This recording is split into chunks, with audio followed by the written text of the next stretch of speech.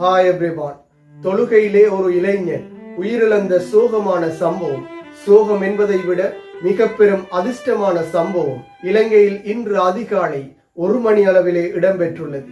முஸ்லிம்களின் புனித ரமலான் மாதத்திலே கியாமுல் லைல் தொழுகை அதிகாலையில் நடைபெறும் நிலையிலே இந்த கியாமுல் லைல் தொழுகை ஒன்றை தொழுது கொண்டிருந்த இளைஞனே இவ்வாறு தொழுகையின் பொழுதே உயிரிழந்துள்ளார். இந்த பூமியில் நாங்கள் வாழும் குறுகிய காலத்திலே நல்ல மனிதர்களாக வாழ்ந்துவிட்டு செல்ல வேண்டும். அதற்கு மிக பெரும் எடுத்துக்காட்டாக மரணமும் சிறப்பாக அமைய வேண்டும் என்பதற்கு மிக பெரும் எடுத்துக்காட்டாக இவருடைய உயிரிழப்பும் காணப்படுகின்றது.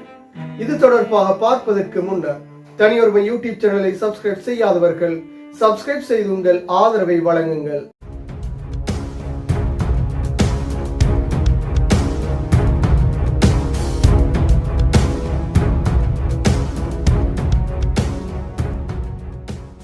இலங்கையில் மாத்திரமன்றி உலகம் பூராகவும் தினம் தினம் மரண செய்திகளே காதுக்கு வந்து சேருகின்றது. அதிலும் இளம் மரணங்கள், திடீர் மரணங்கள் என தினமும் மரணங்கள் நிகழ்ந்த வண்ணமே இருக்கின்றது. அவ்வாறான நிலையில் இன்று அதிகாலை பிளிமத்தலாவை ரமலக்கை மேல் பள்ளியிலே ஒருவர் தொழுது கொண்டிருக்கும் பொழுதே உயிரிழந்த சம்பவம் பதிவாகியுள்ளது. இதன் சிசிடிவி கேமரா காட்சிகளும் வெளியாகியிருந்தது. முஸ்லிம்களின் புனித ரமலான் மாதத்திலே அதிகாலையிலே கியாமுல் லைல் தொழுகை தொழப்படுகின்றது. இவ்வாறு இன்று அதிகாலை 1 மணி அளவிலே கியாமுல் லைல் தொழுகை தொழுது கொண்டிருந்த இளைஞனே தனது தொழுகையிலே இந்த உலகை விட்டு பிரிந்திருந்தார். முதலாவது ரக்காயத்தை முழுமையாக தொழுததன் பின்னர் 2வது ரக்காயத்தை தொழுகையின் பொழுதே கீழே விழுந்து உயிரிழந்திருந்தார். இந்த உலகில் நாங்கள் வாழும் காலம் சிறியது. இந்த வாழும் காலத்திலே அடித்தவர்களுக்கு அநீதிகள் செய்யாமல் நல்ல மனிதர்களாக வாழ்ந்து விட்டு செல்ல வேண்டும். ஒவ்வொருவருடைய மரணத்தின் பின்னரும் அந்த நபர் உயிரிழந்து விட்டார். சமூகத்திற்கு மிக பெரும் இழப்பு. அவருக்காக சமூகமே கண்ணீர் வடிக்க வேண்டும். அவருடைய இறுதி கிரியையில் அனைவரும் கலந்து கொள்ள வேண்டும். இவ்வாறான வாழ்க்கையை ஒவ்வொரு மனிதர்களும் வாழ்ந்து விட்டு செல்ல வேண்டும். அவன் செத்துட்டானா, அவன் செத்ததே நல்லம். இவ்வாறான சொற்பிரயோகங்களும் சிலருடைய மரணங்களுக்கு கூறப்படுகின்றது. எனவே அவ்வாறான சொற்பிரயோகங்கள் பயன்படுத்தப்படுமாக இருந்தால் அவருடைய உலக வாழ்க்கை அவ்வாறே காணப்பட்டிருக்கும். எனவே நாங்கள் இந்த உலகில் வாழும் ஒவ்வொரு நாட்களும், ஒவ்வொரு நிமிடங்களும், ஒவ்வொரு வினாடிகளும் எமக்கு நிரந்தரம் கிடையாது.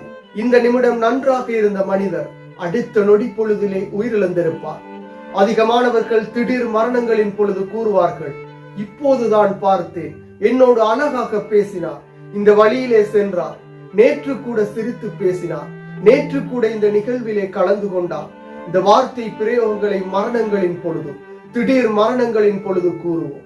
அதிலும் கவலையான வார்த்தைகளாக இந்த மனிதனுக்கா மரணம், இந்த சின்ன வயதிலா மரணம் என்ற வார்த்தைகளுடன் நாங்கள் ஒவ்வொரு மரணங்களையும் அடையாளப்படுத்துவோம்.